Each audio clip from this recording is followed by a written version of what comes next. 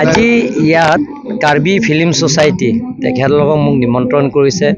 যোৱা বছৰ MP development ফাণ্ডৰ পৰা 45 লাখ ইয়াত দিয়া হৈছে, তেওঁলোকৰ নিজৰ কাৰ্যালয় কাৰণে দিয়া হৈছে। আৰু ইয়াত তেওঁলোকৰ মোক মেমোৰেণ্ডাম আকাৰে দিয়া হৈছে। ইয়াত তেওঁলোকৰ লেণ্ড ডেভেলপমেণ্টৰ পৰা আৰম্ভ কৰি আৰু এটা এডিচনেল বিল্ডিং লাগে বুলি কৈছে তেওঁলোকৰ, সেই আৰু লগতে তেওঁলোকৰ ইয়াত সেই ড্ৰেইনটো বনাই দিব লাগে বুলি কৈছে। সেই গোটেইখিনি আঁচনি তেওঁলোকৰ প্ৰস্তাৱ মতে মই গ্ৰহণ কৰিছোঁ আৰু এবছৰৰ ভিতৰত গোটেইখিনি আঁচনি মই সম্পূৰ্ণ কৰিম বুলি আজি মই প্ৰতিশ্ৰুতি দিছোঁ।